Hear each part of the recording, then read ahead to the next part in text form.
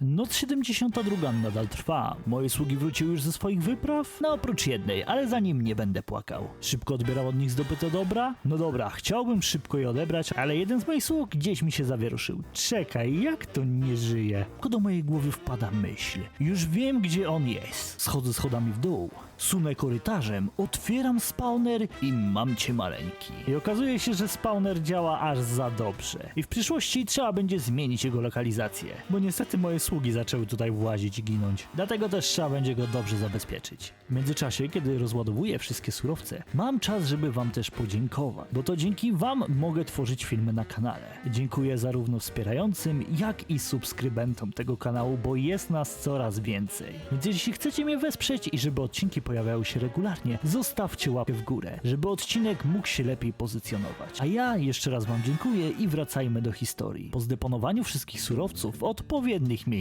i wskrzeszeniu jednego sługi, dnia 73 pora zaplanować kolejne ruchy. Decyduję się na ten moment ostro pchnąć fabułę i postęp do przodu. Dlatego też kolejni bossowie muszą zacząć padać. Frostmaw, Postrach Gór, to nieuchwytny stwór żyjący we wschodniej części naszej krainy. Na bank jest potężny, więc do tej bitwy muszę się przygotować. Jeszcze przed wyruszeniem w drogę karmię swojego najlepszego więźnia, by za chwilę upuścić mu odrobinę krwi.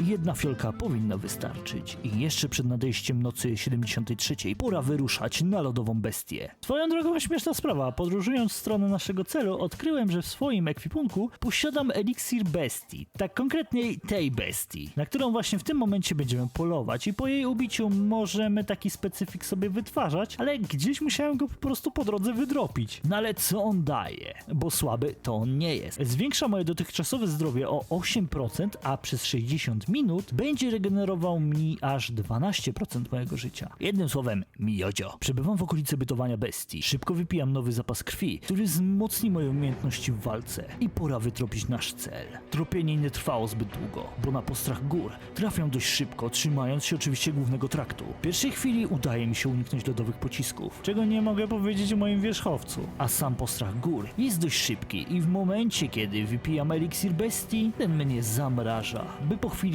paść w szał i słać w moim kierunku cios za ciosem. Dodatkowo, żeby starcie nie było zbyt nudne, Postrach Gór potrafi przyzwać gwałtowną zamieć, która ogranicza moją widoczność w tym pojedynku. I nie ukrywam, pierwsze starcie było dość intensywne i szybkie. I kiedy miałem się już wycofać, bo czułem, że go nie wygram, niestety mi się nie udało. Ubił mnie po raz pierwszy.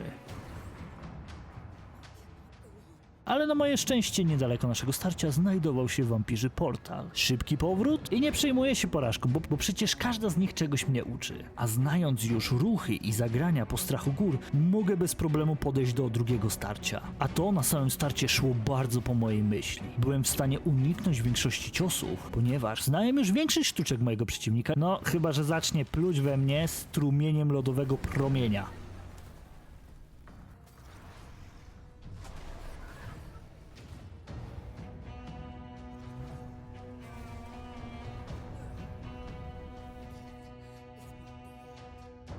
Ja, nadal niezłamany, pędzę na kolejne starcie z moim przeciwnikiem. Lodowe pociski to jakiś koszmar, który będzie mnie prześladował tym razem. No chyba, że nasz Postrach Gór w pewnym momencie przyzwie zamieć i zniknie. Czekaj, że jak? Tak po prostu sobie zniknął? Tak, po prostu chłopa przeniosło.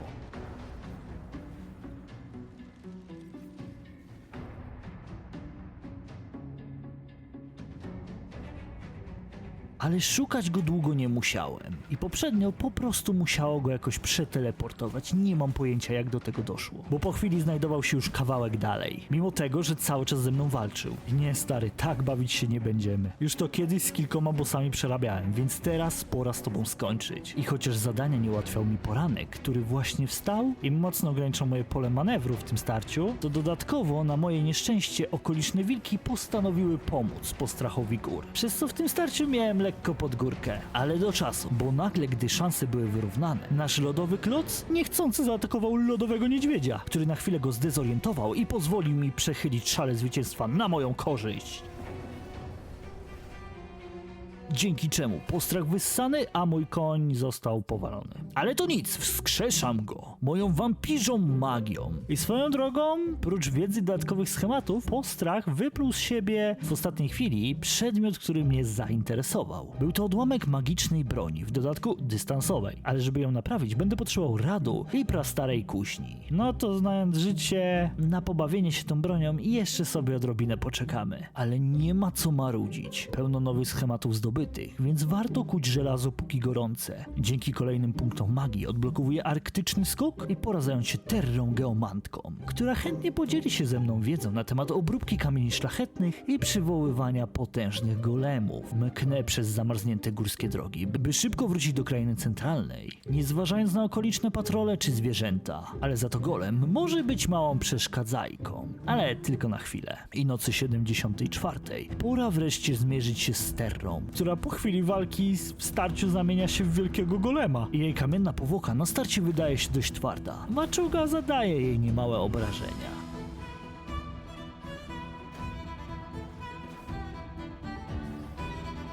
Ale to dopiero łuk okazuje się najskuteczniejszą bronią na nią. Jak to miała działać? Nie mam pojęcia. Ale ważne, że działa, bo jej duchowe golemy średnio jej pomagają. Choć te ataki z podziemi mogą być problemem. I im więcej życia traci, tym staje się bardziej zdeterminowana, by mnie ubić.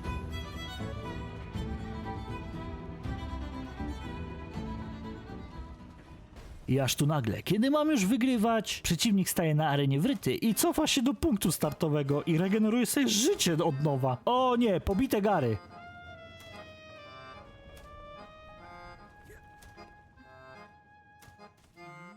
I nikt mi teraz nie powie, że tak ma być. Koleżanka dosłownie ewidentnie miała jakiegoś crasha i wycofała się do pozycji początkowej z walki, żeby zregenerować sobie życie. No to tak chyba nie powinno działać. Ale wracajmy do pojedynku. Niezrażony ewidentnym oszustwem, walczy dalej, próbując znów przychylić szale zwycięstwa na swoją korzyść. I niestety, ale okazuje się, że nasz boss nagle stał się bardziej hardy.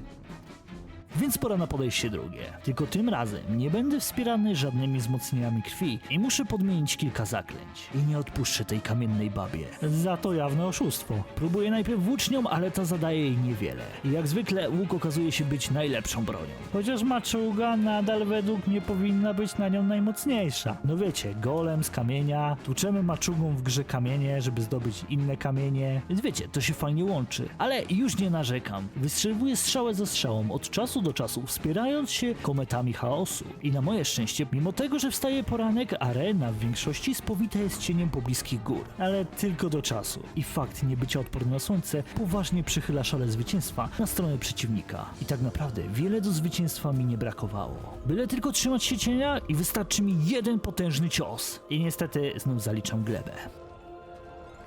O nie, ja tej oszustce tak łatwo zwycięstwa nie oddam i będę z nią walczył do upadłego, choć słońca mam aż nadto.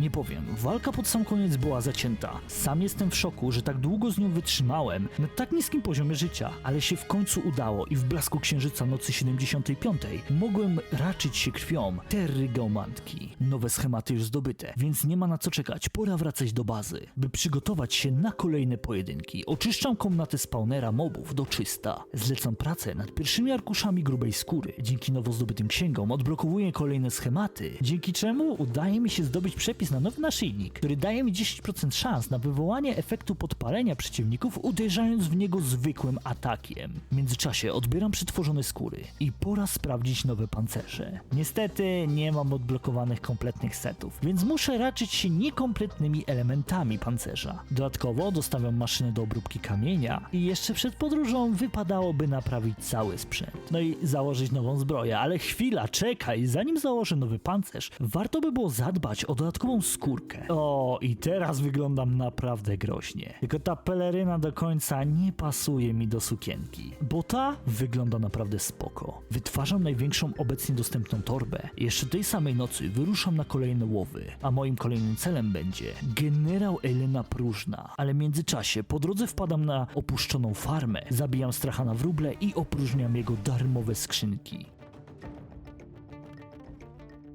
Udaję się drogą na wschód, nie wiedząc jeszcze, gdzie moja tropicielska moc mnie poniesie. Docieram znów na kraniec krainy centralnej, gdzie leży olbrzymi obóz harcowników. Okradam złotą skrzynię i czekaj, co to? Oho, pora na pierwsze starcie z jakimiś zdziczałymi wampirami. I nie powiem, bo ten wielki wampirze czarodziej jest obecnie moim ulubionym stworem. Jeżeli chodzi o design oczywiście. Otwieram kolejne złote skrzynie, których okazało się, że było wiele w tym miejscu. Dzięki czemu znajduję idealnie pasujący szal do całego mojego looku. Fiu, naprawdę dobrze w tym wszystkim wyglądam. Tylko może lekko kolor sukienki podmienię. No ale dobra, czyszczę obóz do końca i pora ruszać na, jak mi się wydaje, ziemie opanowane przez wampirzych lordów. I nie powiem, bo różnorodność w przeciwnikach w tym regionie strasznie mi się podoba. Na dodatek, za dnia większość tej krainy jest spowita mrokiem, więc nie muszę się martwić o poruszanie się za dnia i o promienie słoneczne. Dodatkowo, co kawałek znajdują się tu jakieś obozy wampirzych kultystów, które będą w przyszłości niezłymi farmami na nową walutę. Ale zanim to, w obozowisku wampirzych kultystów znajduje posłańca cieni, który posiada 92% krew Drakulin. O nie, ja go sobie nie odpuszczę i muszę go zdobyć nawet za cenę życia. Tym bardziej, że mam kamień teleportacyjny w razie co. Bogatszy o nowego więźnia odzyskuje swój ekwipunek i pora wracać do tropienia mojego celu. Po drodze znajduję jeszcze nowego wampirzego kupca, który w swojej ofercie ma pełno odłamków magicznych broni, ale niestety potrzeba na nie dość sporo wampirzej waluty. I chyba zostanę przy próbach zdobycia ich w klasyczny sposób. I tak podróżując na północ spotykam w końcu swój cel, ale czekaj, co to za armia z nim kroczy? To ja może sobie najpierw wyczyszczę lekko przedpole przed walką, bo ta banda wampirzych stworzeń to przegięcie. A potem czaję się na wampirzą włóczniczkę, próbując wywabić ją spośród sług. To zadanie do najprostszych nie należy, ponieważ po okolicy snuje się coraz częściej jakiś patrol. Szybkie przegrupowanie i naprawdę trzeba podejść do tego starcia z dużym zapasem cierpliwości. I sukces, wywabiłem jednego z mocniejszych przeciwników. Udało mi się też wywabić razem z nim wampirzą kuszniczkę, która gdyby walka była z nią za prosta, w pewnym momencie przyzywa lodowy filar, mający swój własny pasek życia i bez zbicia go koleżanki nie dopadniemy. A kiedy już mi się udaje zbić lodowy kryształ, to tak, nasza przeciwniczka ucieka w siną dal. Nie no, przysięgam, to są jakieś jaja. Zdobywam odrobinę nowych zapasów krwi z dopiero co osłabionego sukuba, dzięki czemu moja moc zaklęć zostanie zwiększona. Fajna ta krew wampirów. I poranka 79. Pora na kolejne starcie. Wywabiam naszego przeciwnika i tym razem mój plan jest prosty. Próbuję nakłonić pobliskie wilki, by zaczęły ją atakować. I choć mój plan na starcie działa, to znów nasza przeciwniczka postanawia wrócić się po prostu na drogę. Ale na szczęście nie udaje jej się daleko zbiec. I mogę szybko kontynuować walkę. I tym razem idzie dość sprawnie. Każdy pocisk trafia w swój cel.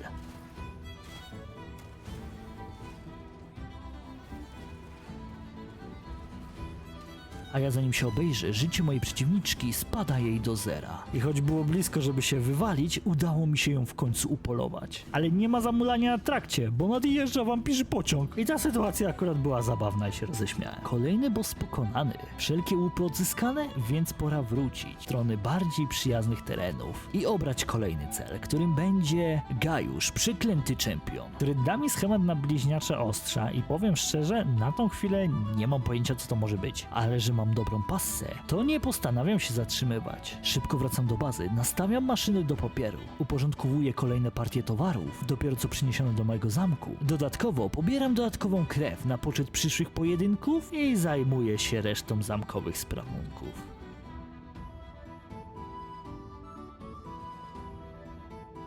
Tak, tylko zaliczyłem małą wtopę na wampirzych ziemiach. Bo widzicie, zapomniałem zabrać stamtąd mojego wiernego rumaka. No trochę słabo, ale tych pozajmowanych koni na całej mapie mam rozsianych pełno. Szybko podbieram jednego z nich, przy okazji znajdując trochę dobrej krwi wojownika, dzięki czemu oszczędzę tą lepszą na sam pojedynek.